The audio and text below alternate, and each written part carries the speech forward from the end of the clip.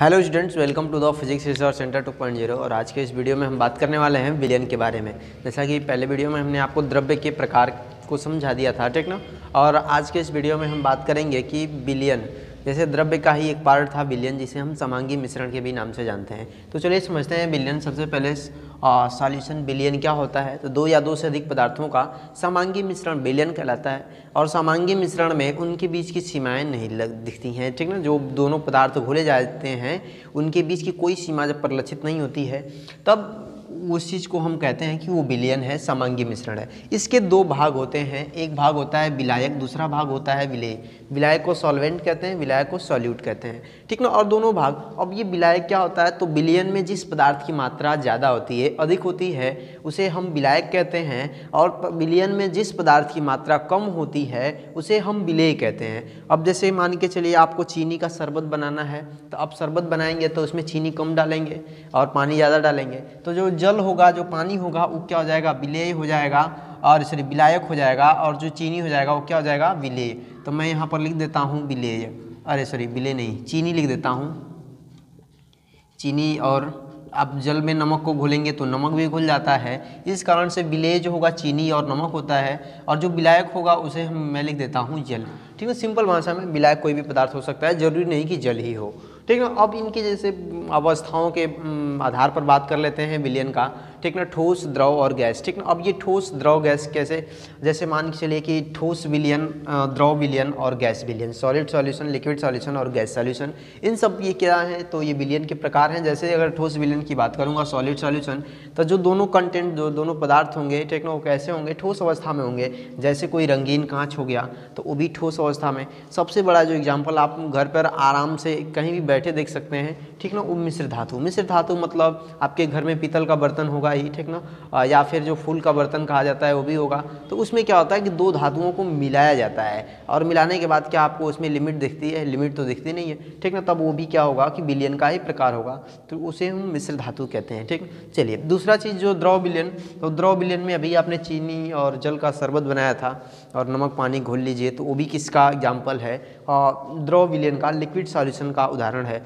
या फिर जो ये शराब लोग पीते हैं, शराब को अलगा करने के लिए एक गिलास लेंगे, उसमें से बूंद बूंद करके डालते रहते हैं, अरे बूंद बूंद मतलब थोड़ा सा उसमें मिलाते हैं, ठीक ना। तो वहाँ पर भी दोनों में सीमाएं दिखती नहीं है। जल में एल्कोहल जब डालते हैं, ठीक ना, तो वो किसका एग्जाम्पल बन जाता है, द्रव विलयन का। बेसिकली जो विलयन का पार्ट होता है ये द्रव विलयन को ही डिफाइन करता है, ठीक है। ज़्यादातर ये लिक्विड सॉल्यूशन को ही डिफाइन करता है। दूसरा चीज़ जो गैस विलयन है, गैस सॉल्यूशन, ये गैस सॉल्यूशन मतलब गैस की अवस्था में। गैस की अवस्था में जैसे यहाँ पर सबसे बड़ा एग्जाम्पल तो इसका वायु होगा, क्योंकि वायु में तो सभी गैस हैं, नाइट्रोजन, ऑक्सीजन। आप यदि सांस लेते हैं तो आप कार्बन डाइऑक्साइड, बहुत सारी गैसों को लेते हैं, लेकिन आपका जो फेफड़ा है सिर्फ ऑक्सीजन को ऑब्जर्व करता है और सभी को बाहर कर देता है, ठीक है। तो इस तरीके से ये जो वायु हो गया, ये गैस विलयन हो गया। ये आपका जो कोहरा हुआ, ये भी सब गैस विलयन में ही आता है। या फिर ये धुंध छा जाता है, इस समय तो जो भी मतलब दिल्ली वगैरह के साइड में पराली जला दी जा रही है। पराली मतलब धान को काटने के बाद जो उसका अवशेष है उसे जला दिया जाता है, जिस कारण से बहुत ज़्यादा प्रदूषण फैल गया था, ठीक है, दिल्ली समेत बहुत सारे क्षेत्रों में।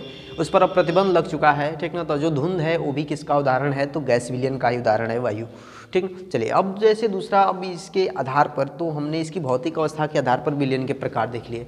अब कुछ इस तरीके से यदि तनु विलयन, जैसे विलेय और विलायक की मात्रा के आधार पर, ठीक ना, कि कैसी कम मात्रा होगी, कितनी मात्रा होगी, कितना ज़्यादा कितना कम होगा, किस टेम्परेचर पर होगा, ठीक है। चलिए इस चीज़ को समझते हैं। सबसे पहले जो आता है तनु विलयन, डायल्यूट विलयन, डायल्यूट सॉल्यूशन। इस तनु विलयन में क्या होता है कि देखिए विलायक के हमारे कितने पार्ट थे, एक विलायक था, दूसरा विलेय था, ठीक है। तो इस तनु विलयन में विलायक की जो मात्रा है उसे मैं ज़्यादा कर देता हूँ, विलायक की मात्रा को ज़्यादा कर देता हूँ विलेय की मात्रा से।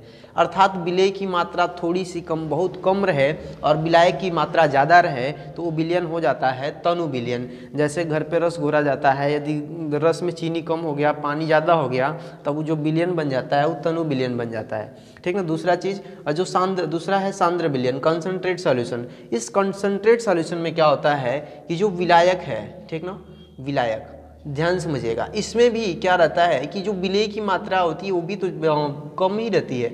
विलेय की मात्रा विलायक से कम ही, अर्थात जो कम रहेगा उसी को विलेय कहेंगे। तो कहने का मतलब इसकी तनु विलयन की अपेक्षा जो इसमें विलेय की मात्रा होती है ज़्यादा होती है।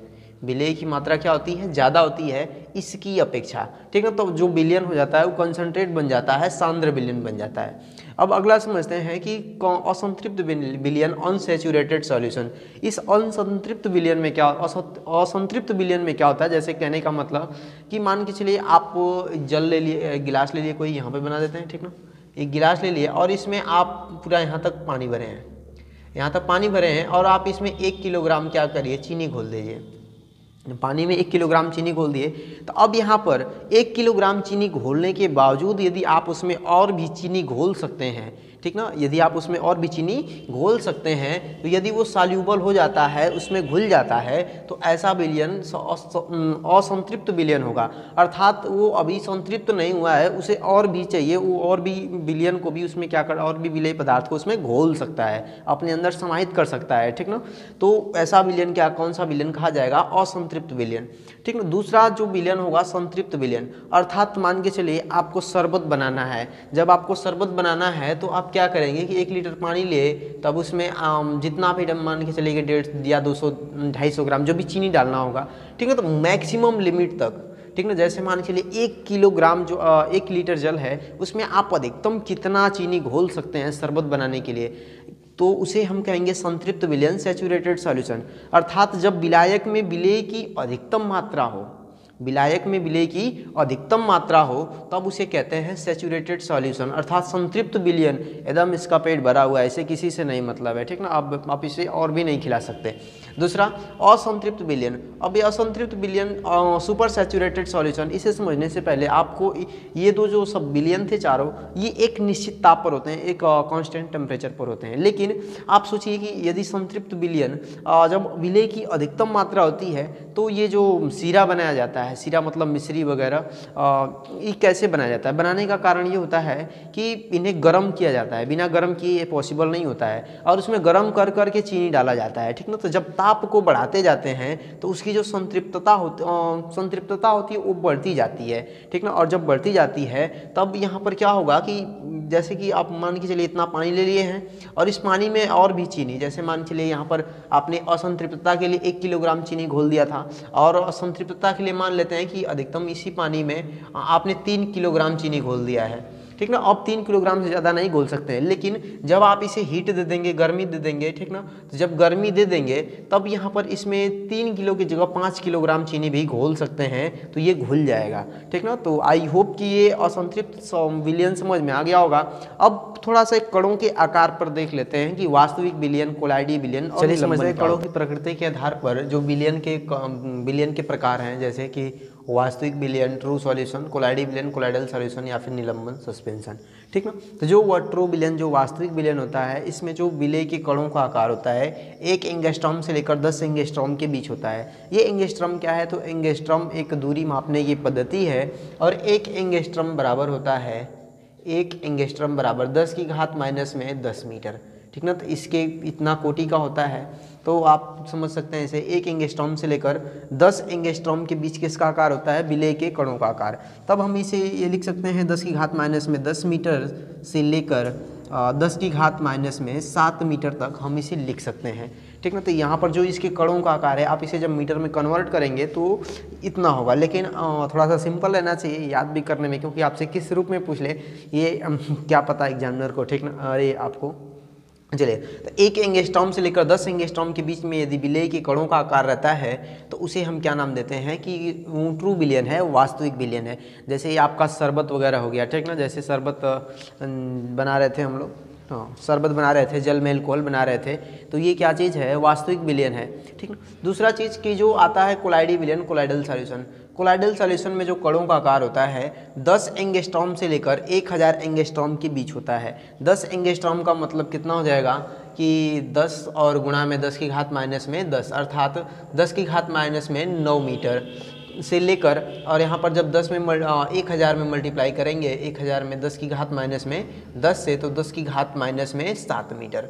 तो कहने का मतलब ये है कि जो विलेय पदार्थ के कणों का आकार होगा 10 की घात माइनस में 9 मीटर से लेकर 10 की घात माइनस में 7 मीटर के बीच में होगा कोलाइडी विलयन के कणों का आकार। अब ये कोलाइडी विलयन, जैसे आपका जो दूध है वो भी एक प्रकार का कोलाइडी विलयन है, जो झाग है वो भी कोलाइडी विलयन बनता है, ठीक ना। जो आपके मिश्र धातु है वो भी कोलाइडी विलयन है, ठीक ना।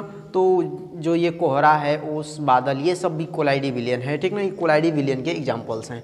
तो आई होप ये समझ में आ गया। जो निलंबन होता है, सस्पेंशन, इसमें जो विलेय के जो पदार्थ के कणों का आकार होता है 1 माइक्रोन से लेकर 1000 माइक्रोन के बीच होता है। 1 माइक्रोन बराबर कितना होता है? 1 माइक्रोन बराबर में 10 की घात माइनस में 6 मीटर, 10 की घात माइनस में 6 मीटर। और जब 1000 माइक्रोन की बात करेंगे तब यहाँ पर इसमें कितना से मल्टीप्लाई कर देंगे? 1000 से, और गुणा में 10 टू द पावर माइनस में 6 अर्थात 10 टू द पावर माइनस में 3 मीटर। ये क्या हो जाएगा? विलेय के कणों का आकार। तो 10 की घात माइनस में 6 मीटर से लेकर 10 की घात माइनस में 3 मीटर के बीच यदि विलेय पदार्थ के कणों का आकार रहता है तो उसे हम सस्पेंशन कहते हैं या फिर निलंबन कहते हैं। आप सस्पेंशन को अपने घर में भी कैसे देख सकते हैं?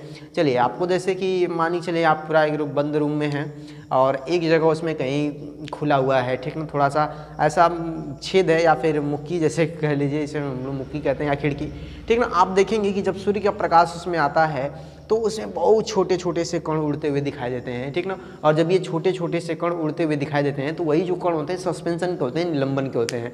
दूसरा चीज़, जब आप रात के अंधेरे में टार्च जलाते हैं, आपको पता नहीं चलता है कि उस समय यहाँ पर कुछ है, लेकिन जब आप टार्च जलाते हैं तो उसमें लगता है बहुत छोटे छोटे कण ऐसे उसमें उड़ रहे होते हैं, ठीक ना। तो वो भी जो होता है सस्पेंशन का उदाहरण है।